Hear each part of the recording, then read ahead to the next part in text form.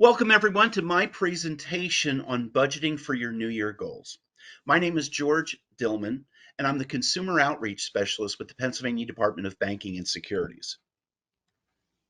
So, according to Forbes, more than 80% of Americans surveyed listed improving finances as a top goal. Investopedia explains that a personal spending plan, aka budget, can help you determine your cash flow. It can help you understand how you earn and spend your money. Basically, what we're looking at when we're looking at creating a spending plan, creating a budget, whether it's for the new year, over the course of the next year or the next, 5 to 10 years, we're basically looking at what's coming in versus what's going out. And the whole idea is to make sure that we have more money coming in. And if that's somebody new joining us, if they could put themselves on mute, that would be great. The whole idea is to make sure that we have more money coming in than what's going out. Another way of looking at it is living below our means, and we don't want to look at it as a negative thing. I could hear it now.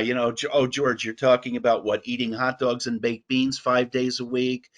Cutting out my electric and heat. No, we don't want to look at this as a negative thing. In fact, there's a lot of people out there with real money, millionaires that live below their means, in some cases well below their means. People with millions of dollars you wouldn't even know are millionaires because they don't live the millionaire lifestyle. They don't live in the big fancy house, drive, have a fleet of cars, and you wouldn't know them from the next person down the street. And that's what we're looking at. We're not looking at overspending like some people do, and we'll talk more about that as we go along. So we're looking at living below our means. A lot of us live to our means. Another way of putting it is living paycheck to paycheck. Every dollar that's coming in, there's a dollar going out. And in that respect, we don't have additional money that we can set aside for those financial goals that we're going to be talking about shortly. Some people, unfortunately, live above their means. We see it all the time, whether we know it or not. The people that would think have a lot, have a lot of money, have a lot of nice things, don't have a lot of money. They overextend themselves. For every dollar that's coming in, there's $1.25 or $1.50 going out the door. And then, of course, you have people like I previously mentioned that live below their means. Maybe for every dollar that's coming in, there's only 75 cents going out the door. There's something that's left behind. That's what we're looking at. That's what we're looking at doing in creating, whether it's when we're looking at specifically of budgeting for the next year, budgeting for the new year, the next year or the next however many years, how we can create those additional funds that we can set up those SMART goals that we're going to be talking about shortly. So this is what we're going to be covering today: goal setting.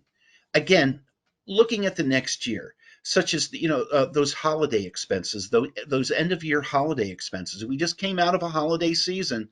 A lot of people will spend $1,000 or more on those end of year holidays. Thanksgiving, New Year's, and whatever we celebrate in between. $1,000 or more. They know it's coming. We know we're gonna get, and a lot of people end up doing like they do with everything else. In some cases, maybe taking out a loan or overextending themselves, using those plastic cards, charging everything on those plastic cards, and then we have a number of people that end up spending a good part of the next year paying those plastic cards off or paying them down, only to build them back up again. So goal setting over the next year, end of year holiday expenses, vacations, and other things. We're going to look at cash flow coming in, cash flow going out, and tracking, especially tracking those expenses. And we're looking at creating our plan and monitoring / adjusting that plan as needed.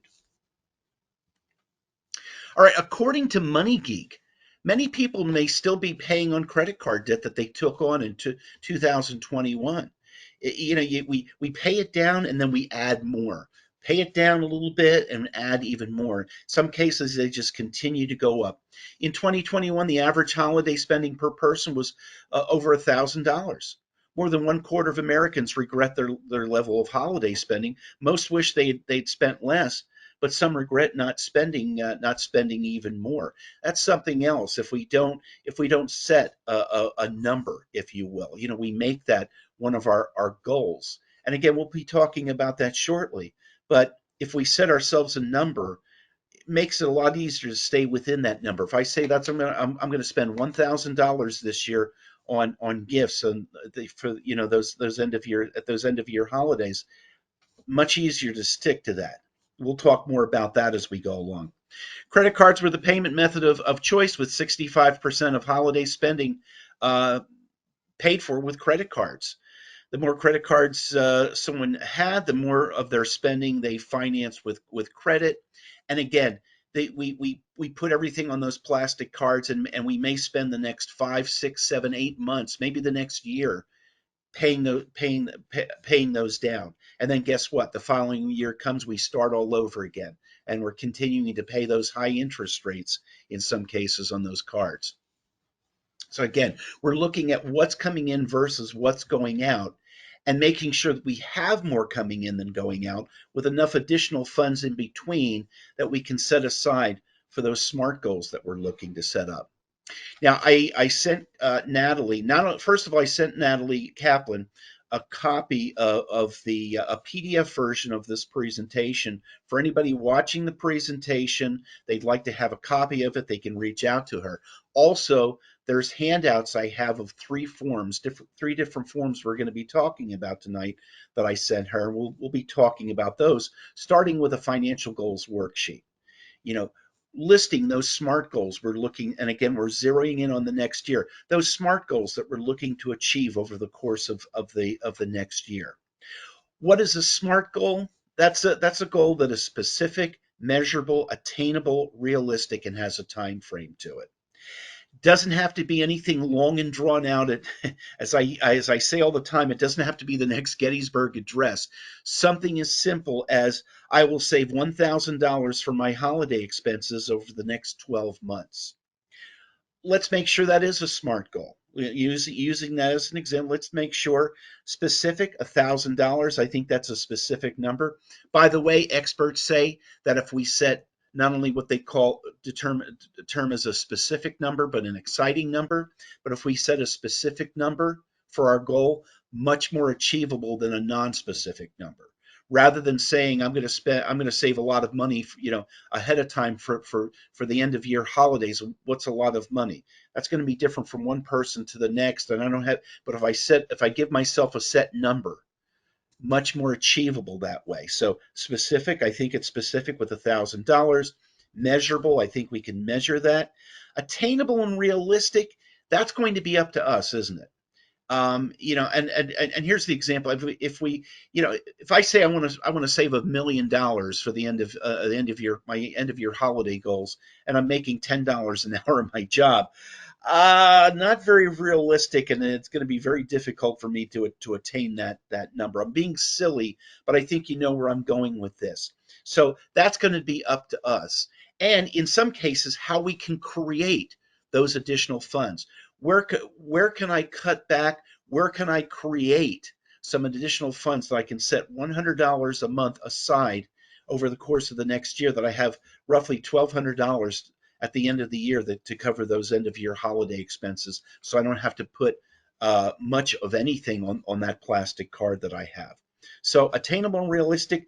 Time frame, we have a time frame of 12 months. And we're doing this with everything. We're doing this, again, those end of year holiday goals, because we know they're coming. We know we're going to spend money on them.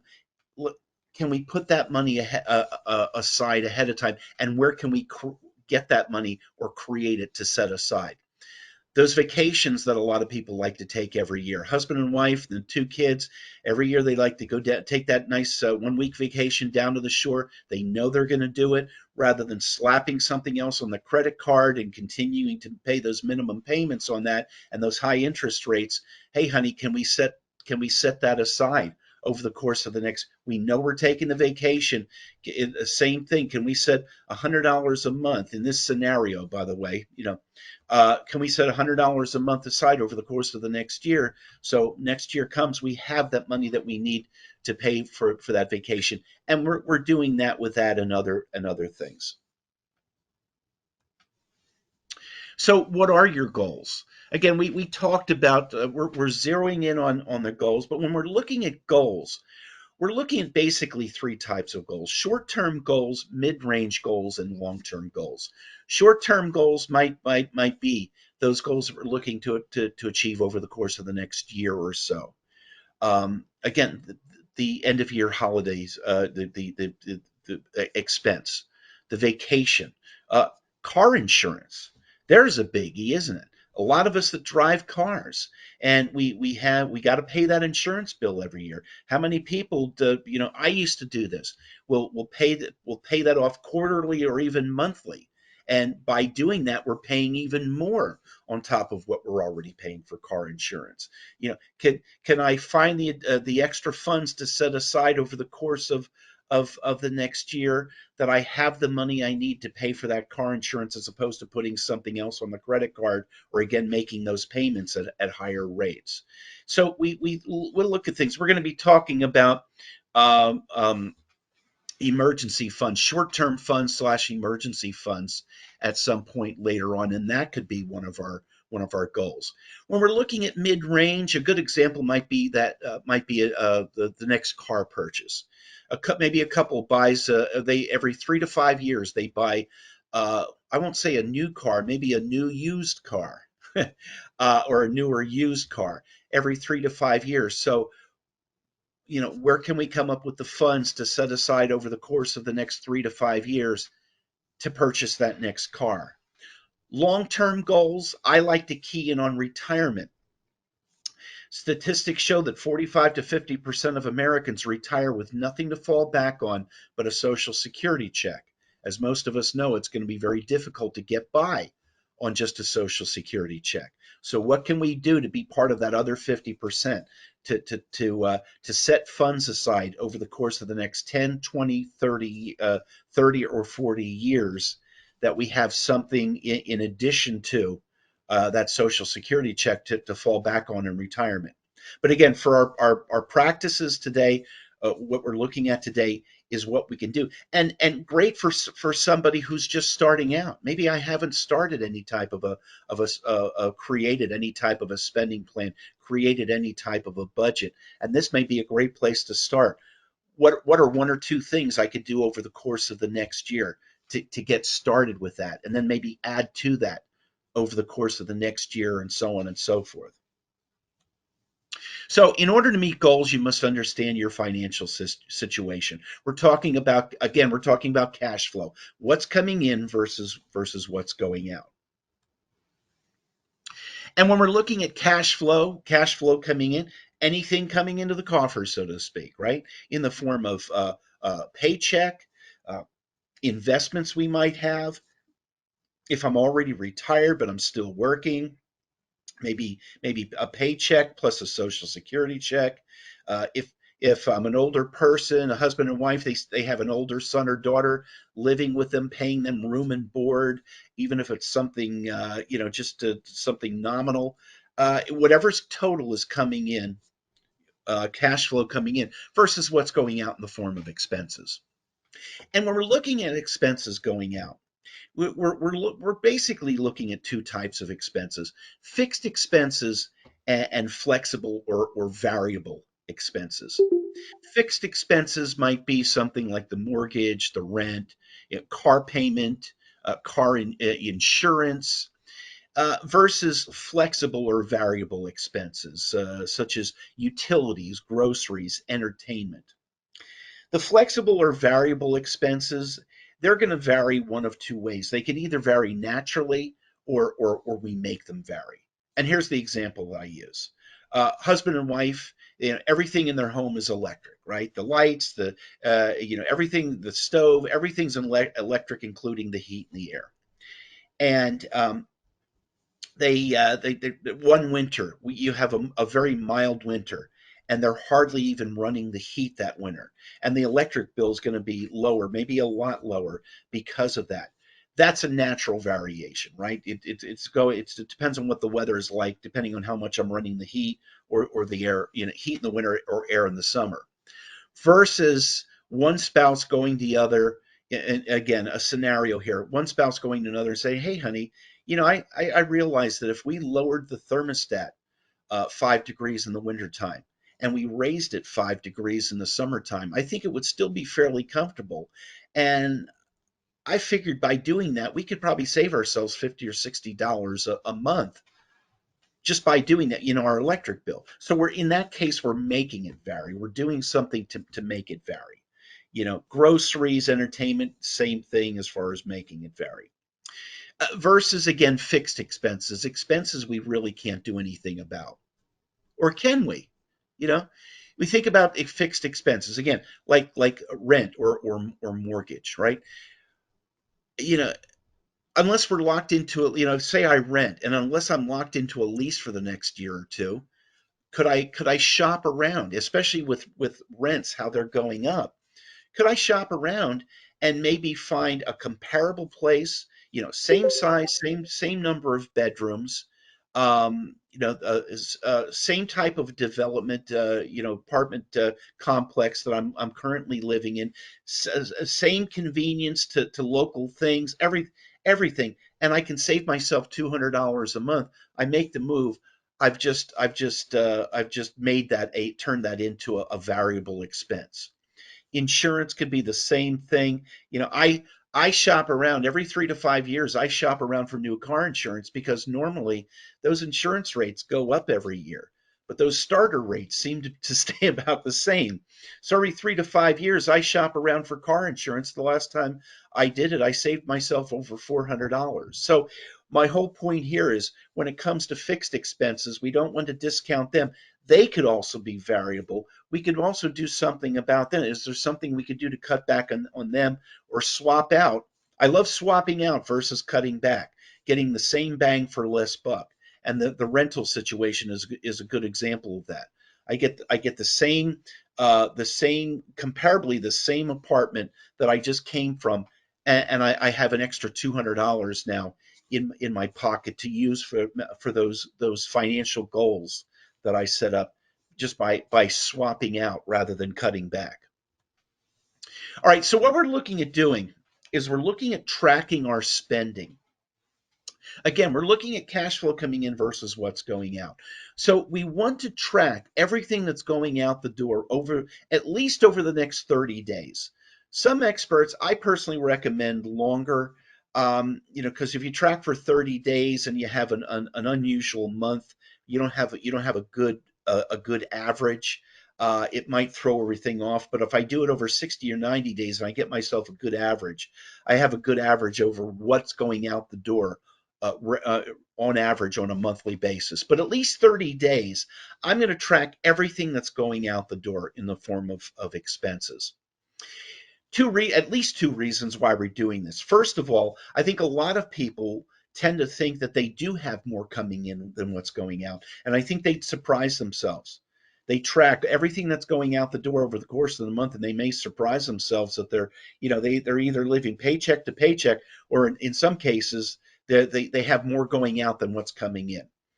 And even if it's just $30 to $50 a month, if I'm $30 to $50 a month in the hole every month on average, I'm going deeper and deeper and deeper into debt. And of course, and if it's going on those plastic cards or some type of a loan, those interest rates that I'm paying, that compound interest that I'm paying rather than collecting in the form of savings and investing. We'll talk more about that as we go along. So that's one thing. We want to make sure we do have more coming in than what's going out. And if we don't, what can we do to create that so we can create those additional funds that we have that we can use for those goals over the next year. Also, we're going to track everything that we spend because I think we surprise ourselves as to what is going out the door, what we're paying for on a monthly basis, and how much. Here's an example. You give the kids a couple bucks. Here, they want some spending money. Okay, here's a couple bucks. Here's a couple bucks. But if you're doing that on a regular basis, you might not realize how much you're giving them. And if you track it, if I track it over the next 60 to 90 days, oh my God. Hey, honey, guess what? On average, we're giving the kids $60 each in spending money every month. We're not talking, like food and clothing. We're talking about spending money, pocket money.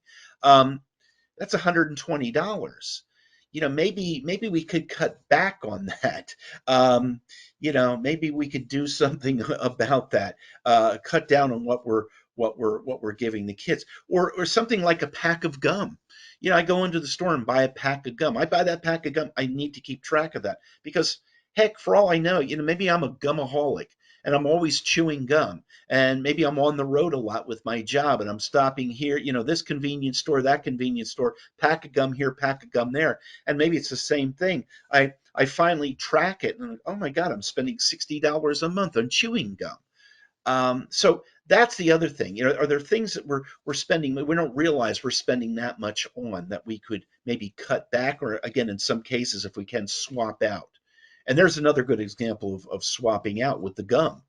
Could I go to the grocery store and get a 10 pack of those packs of gum that I like at a much cheaper price? Or could I go to the wholesale store and get a case of that gum? Maybe that case cost me $40 and lasts me 2 months. And now I'm spending $20 a month rather than 60. I'm still getting the same amount of gum, the same bang for less buck, but saving myself $40 a month by doing that. So cutting back, or I like to talk about swapping out, but we're keeping track of all that. And maybe the most important thing are those spending leaks, money that we're spending that if we were to cut out whatever we're spending on, we wouldn't even miss it. Here's one example that I use is those cable. I sat down and realized I have all these cable channels and these internet channels. I'm not even watching half of them. I eliminated a number of those channels that I wasn't watching, and I started getting more of those free internet channels that have a lot of good programming on them. And I saved myself like $50 or $60 a month. I don't even miss those channels. So 50 or 60, I've just created an additional $50 or $60 a month that I didn't have before by eliminating things I wasn't even using, I wasn't even watching. So that might be the most important thing by using these spending trackers. And as we're doing that, we're already thinking about how we can cut back or swap out. Like I said, with the gum or, with the kids' allowance, what can we do? So that's what we're doing. So we by doing that, we now know where we're at and where we want to go to. We're going to record income and we're going to assign spending allotments for everything. Again, while we're using these expense trackers or spending trackers, we're already thinking about where we could either cut back or swap out to free up those additional funds that we could use elsewhere for the good. And there's different ways that we can do this. Again, I sent Natalie handouts. I have one copy of one example of a financial goals worksheet. I have two different copies of an expense tracker that she has that she can make available to anyone, as well as and we'll be talking about this shortly, the actual budgeting worksheet itself. So you can certainly use the handouts that I gave to Natalie. You can go on the internet and find your own. That's where I got the examples that I use. There's a whole number of them out there that you can search for and find. Maybe you find something that suits you better over the internet. Software that you can get and use to do it. Create your own spreadsheets if you want to. I'm a big believer in old-fashioned pen and paper. I live on my own. I don't have a lot coming and going, so it's very easy for me to track expenses and to do my budgeting worksheet. So I do everything on a notepad. There's even companies that you can pay to create a spending plan or a budget for you and will help you stick to that budget. Of course, the funny thing there is that that's something else that we'll need to add to our budget because most of them, there might be one or two out there that do it for free, but most of them are going to be charging you for that service. But however we do it, as the old Nike ad goes, we just want to do it. We want different ways that we can do it, and now we're looking at creating that budget. All right, so we're creating the plan. Whether we use the one of the examples I have, you find your own, you create your own, and we're going to list all monthly expenses. And it's recommended that we either create or use one that has two columns, a budgeted column and an actual column. And the beginning of the month, we can put in the budgeted columns what we're looking at, what we want to spend each month on each expense that's going out the door. All right. Maybe I make that move with the apartment. I move to another apartment complex and I save myself $200. Now I go from I don't even know what people are paying for apartments anymore. I don't think I even want to know.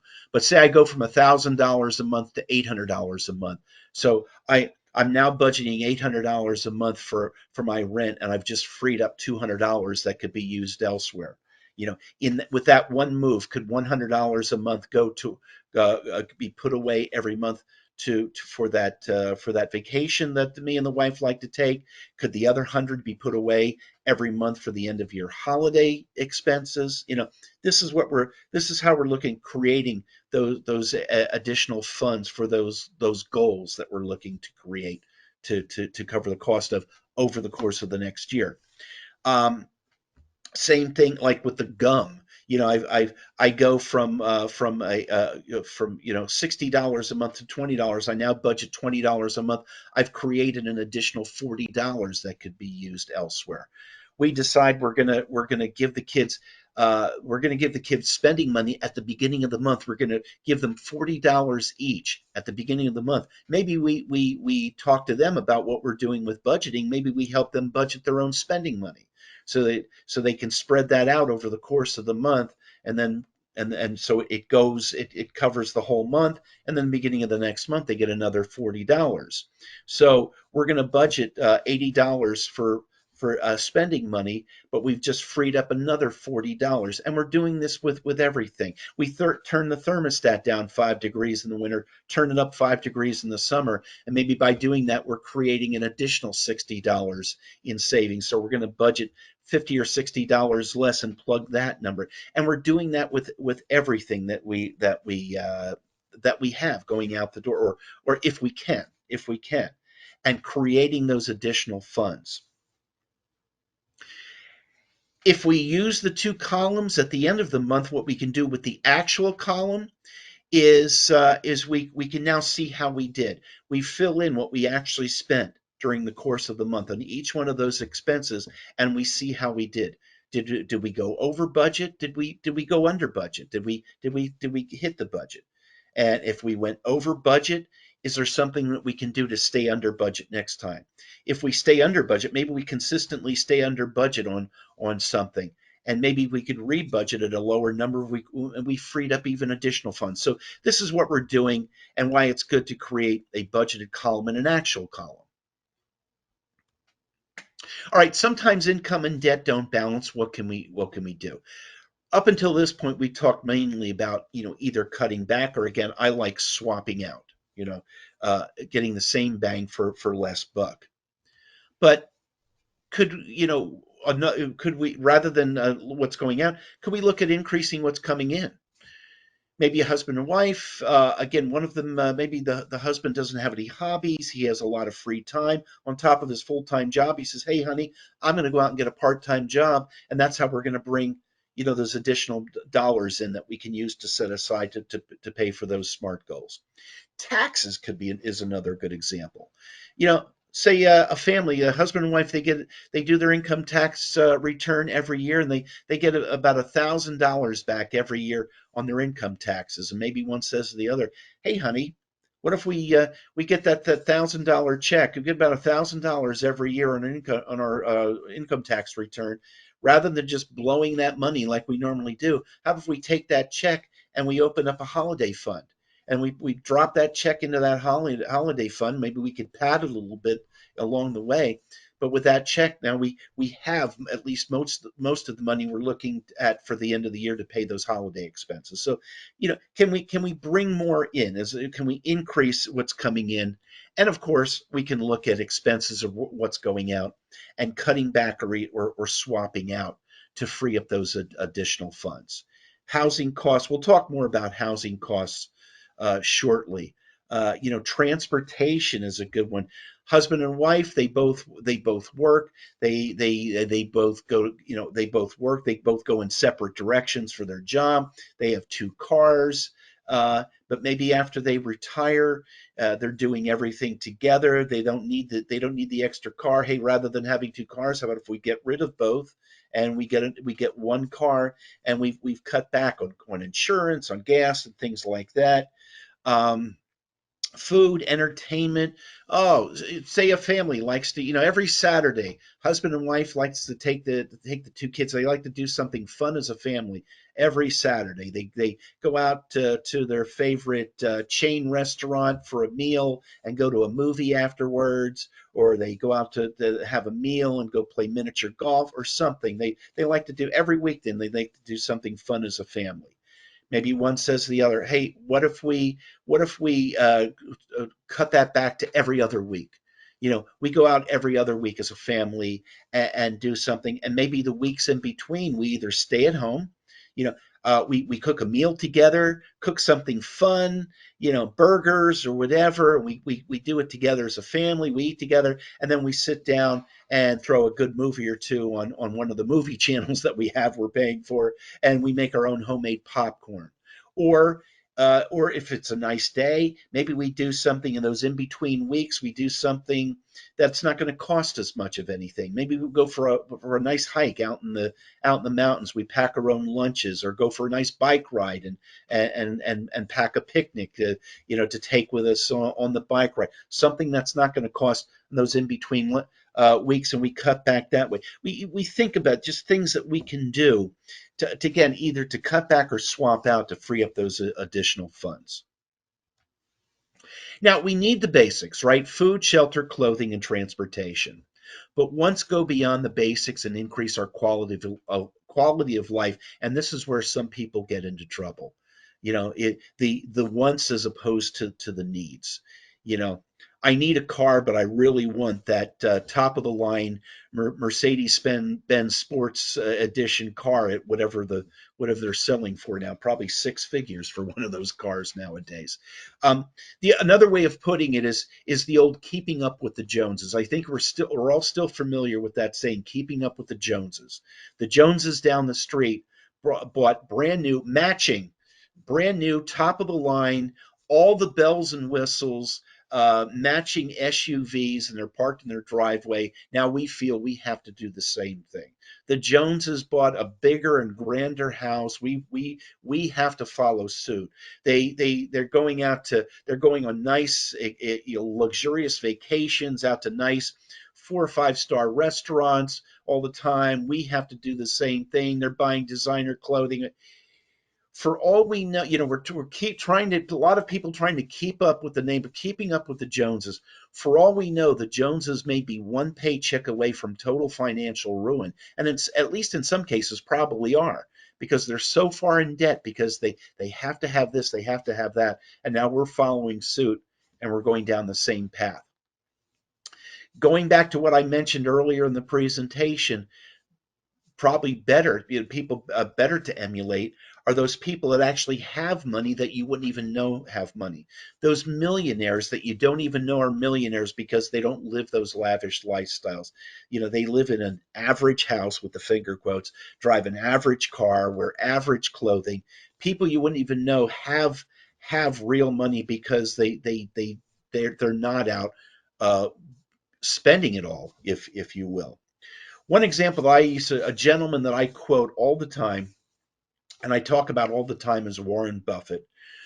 Warren Buffett, a gentleman who only has about $100 billion in his bank account, he still lives in the same house that he bought back in the 1950s, long before he had $100 billion or much of anything in his bank account. Still lives in the same house. Now, bigger than any house I'm ever going to live in. But for a man that has the money that he has, he could certainly live in something a lot bigger, a lot grander. But he says, "Why do I need anything else?" He says, "I'm happy with the house that I have. I don't need anything else to live in." I found out not too long ago that when he goes out and buys a new vehicle, he never buys a new vehicle. he always buys a used vehicle that's a couple years old, because he realizes the how much the vehicle will drop in price even in the first couple years. I think we've all heard that saying: when you buy a brand new car and you drive it off the showroom lot out in the street, it automatically loses a couple $1,000s in value, because it's now a used car. He realizes that the value in buying something that's already a couple of years old. One of his favorite restaurants he loves to go to is McDonald's. And from what I've heard, he'll go there and use coupons. $100 billion in the bank account, but he gets the coupons in the mail like everyone else. Why not use them? So maybe this is somebody who we should emulate. And again, people that are living below their means, and not having to, again, not having to do it, but by eating hot dogs and baked beans, doing things to create those additional funds, and to make their money work for them. We'll talk more about that in the investing. We're going to talk a little bit about investing. So when we're talking about setting our New Year goals, again, over the course of the next year, one thing that we need to talk about, especially for those that don't have a short-term fund or slash emergency fund, is creating an emergency fund to cover those emergencies that will come up. Not if they come up, when they come up. An emergency savings fund can help you be prepared for the unexpected things they're going to come up: job loss, emergency bills, illness. Experts say that we should have at least 3 to 6 months worth of expenses in a short term slash emergency fund. Funds that are readily accessible, such as in a savings account, checking account, money market account, money that's readily available that we can use to pay. Again, without having to go further into debt, but putting something else on the credit card and then paying it off over how many months. We have those funds readily available. If we don't have an emergency fund, or we don't have 3 to 6 months worth of expenses, that may be one of the things that we look at creating or building over the course of the next year. You know, how much do I have available that I could set aside every month to put in to that emergency fund, knowing that I'm going to have to pull some of those funds out, but hopefully I'm not pulling as much out as what I'm putting in over the course of the next year, and further, to build that up. So we need to look at that. Along with that is paying down debt. We're looking at compound interest. I do another presentation on saving for retirement, and there's a quote in there that I have from Albert Einstein. Albert Einstein, the quote goes: "Compound interest is the eighth wonder of the world. He who understands it earns it. He who doesn't pays it." And I think we know what he's talking about there. Would we rather earn compound interest or pay compound interest? And unfortunately, there's a lot of us out there that are paying more in compound interest than what we're getting. Again, that debt that we go into, loans, credit cards, those high interest rates, some cases a lot higher than the interest we're making on money that we're saving and investing.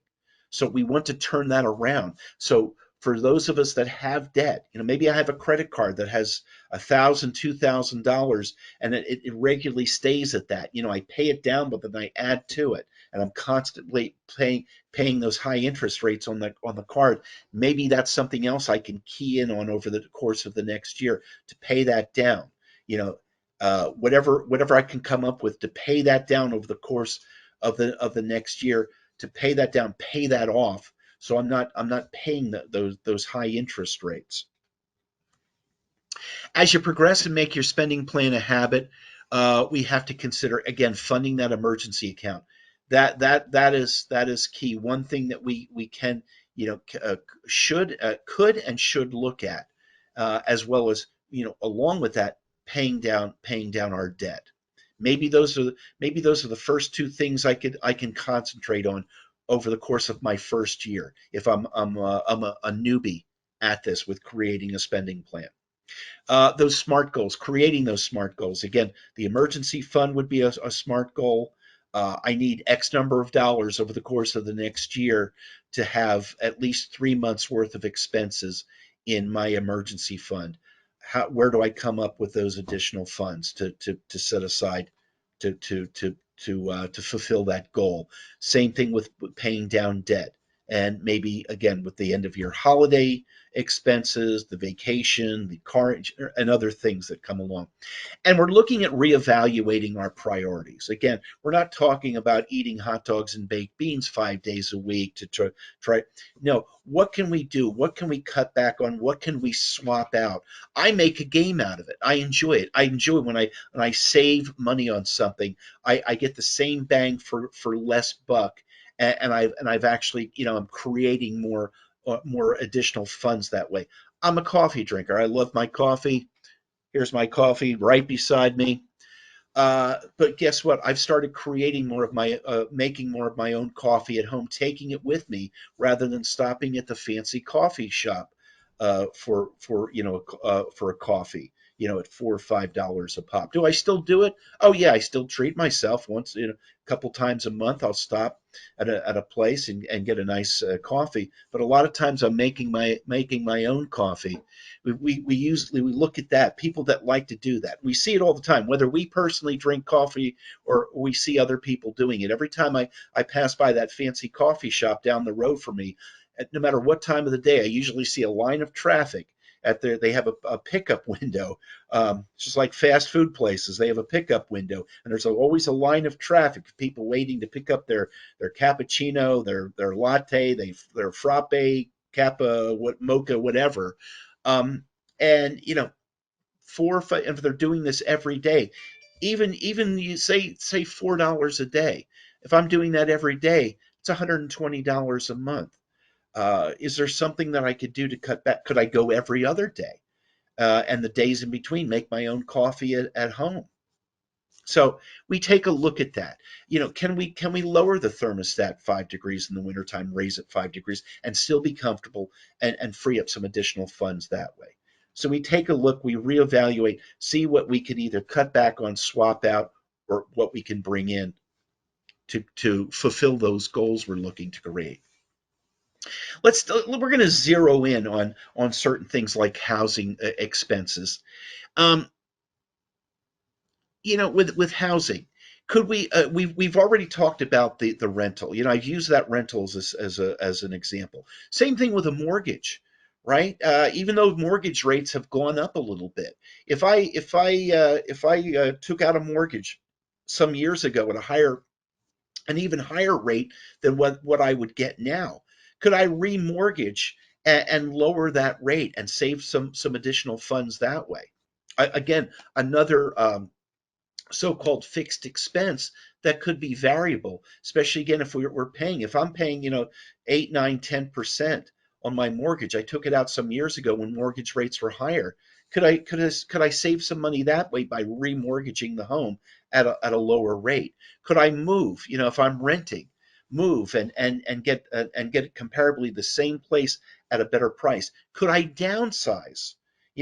Are the kids all grown and out of the house, and now me and the wife are in a house with 3, 4 bedrooms, two, 3 bathrooms, a lot of square footage, paying all this heat and electric for?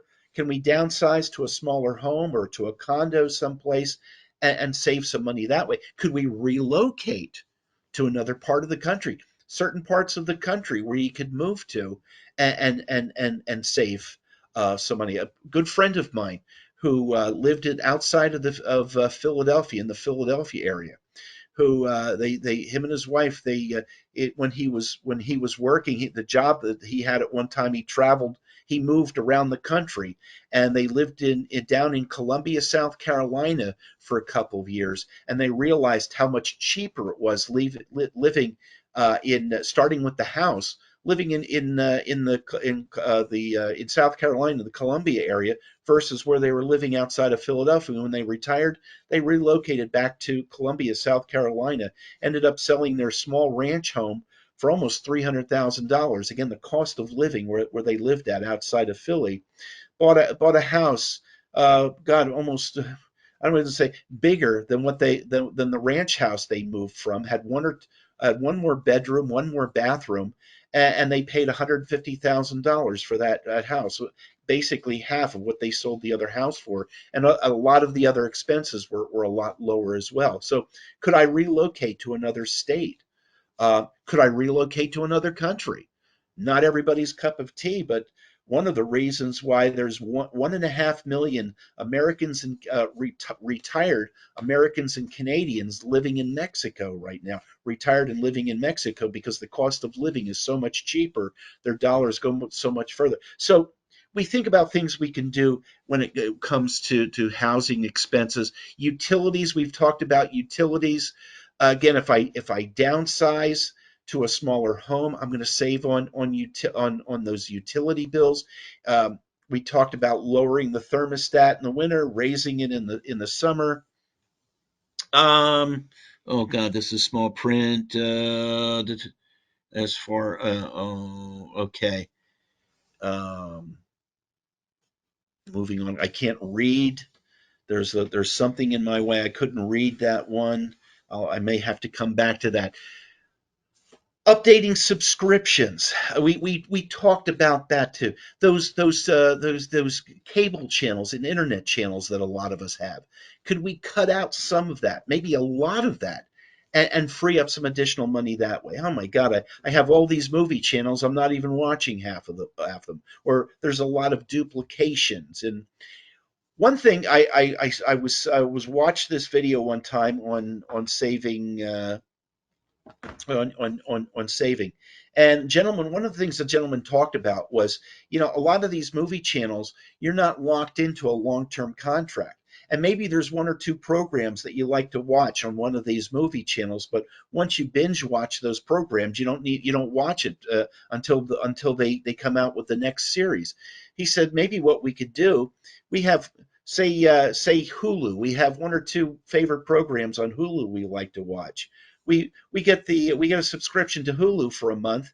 We binge watch those two programs that we like, and then we cancel the subscription. And then the following year we add it again to binge watch the next series. I thought that was a good idea as far as doing them on a temporary basis to watch those one or two programs that you like.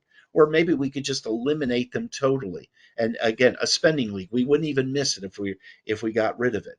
And with the internet channels, there's so many free channels out there with so much programming on. We might not even have to pay for any of the paid ones. So can we look at that? Magazine subscriptions. A lot of jelly of the month club or the wine of the month club, things that maybe we could look at. Maybe we can eliminate this. We wouldn't even miss it. Shopping.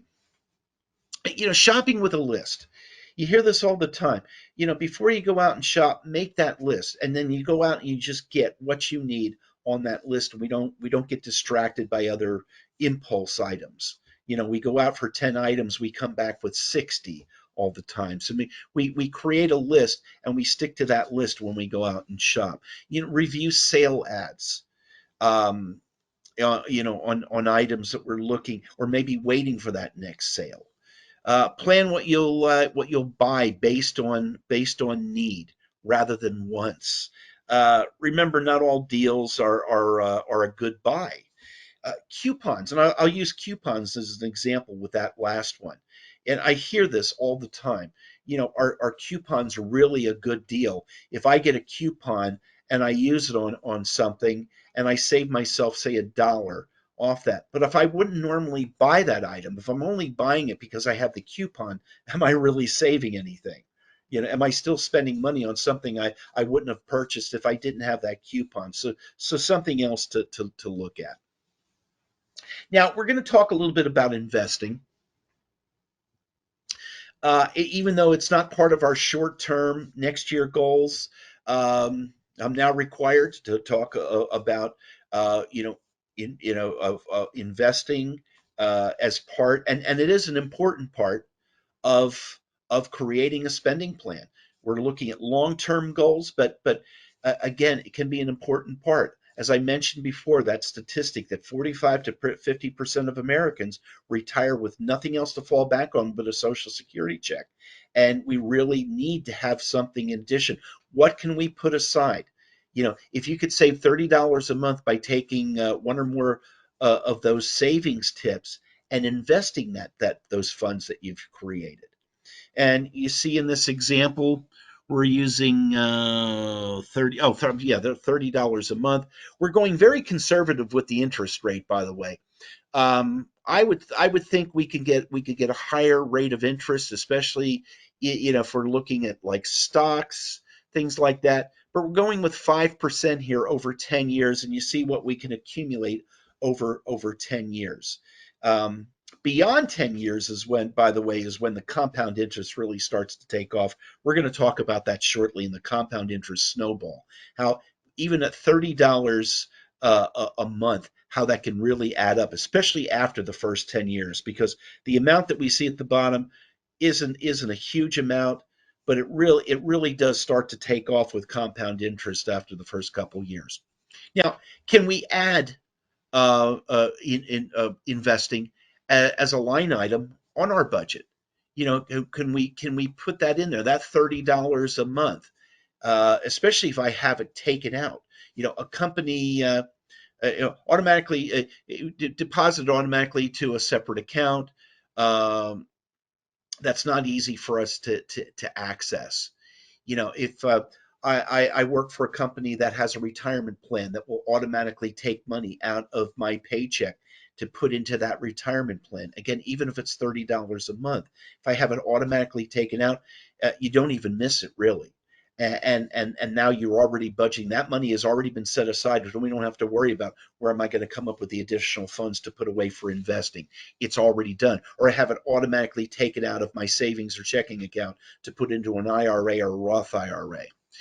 Um, and then we adjust the budget as we make changes to our spending habits, or make more money. If we find ways to free up additional funds, or we have more money coming in, I get a raise and I'm making an additional $150 a month.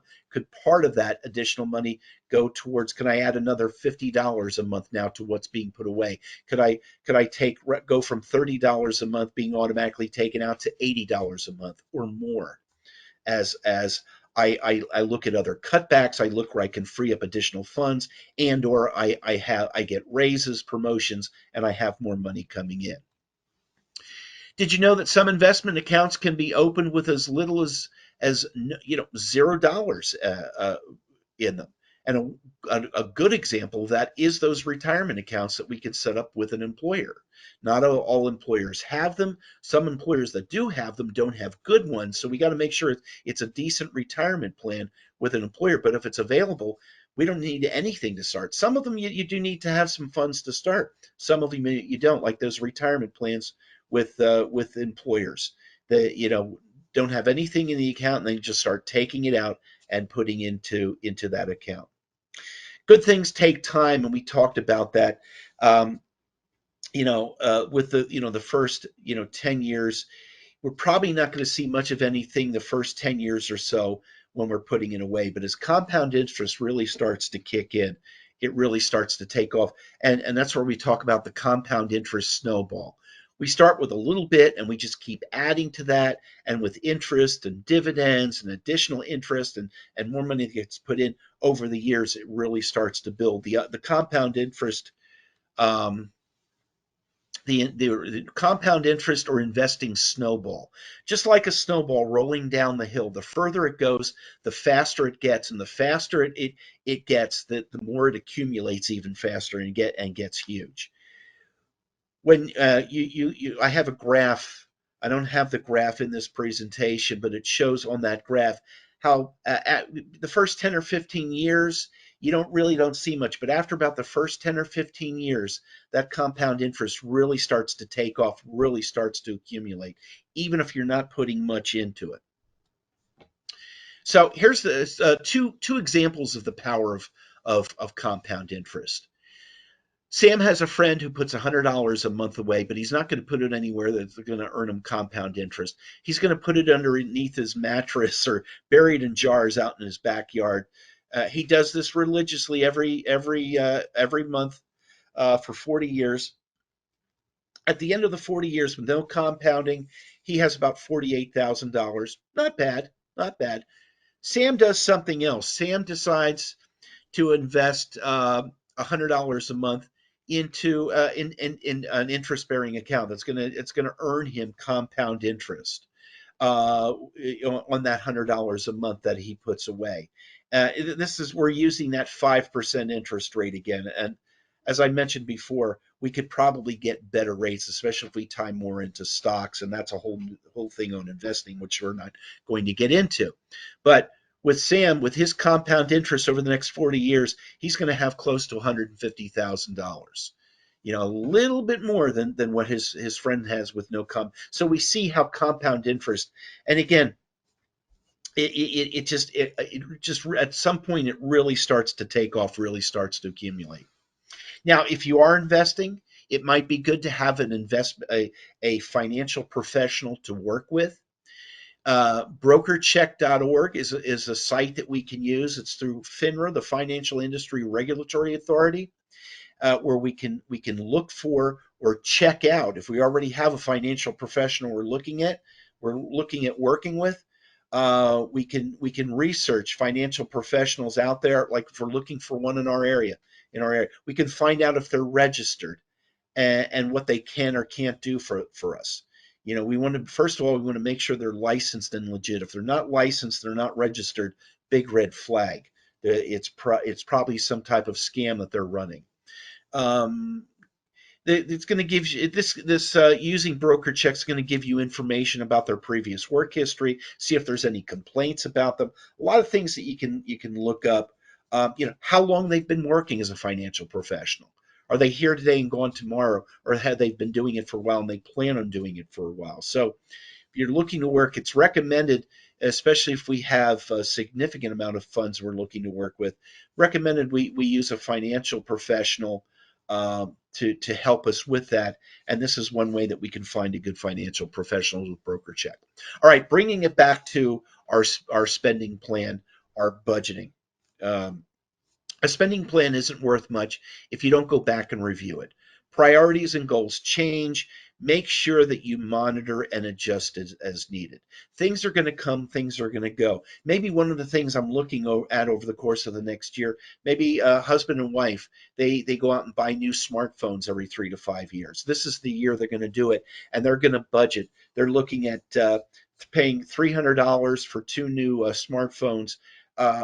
Maybe they're looking at setting aside $50 a month over the course of the next 6 months to accumulate, rather than put something else on the credit card, accumulate those funds to pay for those phones. Where do we come up with those additional funds? Where do we pull it from? That's going on to our budget, at least for the next 6 months. Is something else coming off? Uh, do we have more income coming in? Did one of us get a raise? Say I got a raise and I have $100 more coming in every month. Now we have an additional $100. So these things are going to ebb and flow. Things are going to come, things are going to go. Also, we may get to a point. We're looking at doing these on a monthly basis, but we may get to a point where we could go to every other month or even quarterly. You know, I live by I mentioned this before. I live by myself. I don't have a lot coming and going. So I'm now to about like a quarterly basis with my budget, just to make sure that I'm still on track with my budgeting goals.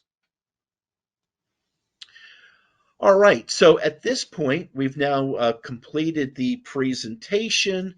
Here is my contact information for anybody who would like to reach out to me, anybody who has viewed the recording and would like to reach out to me with any questions.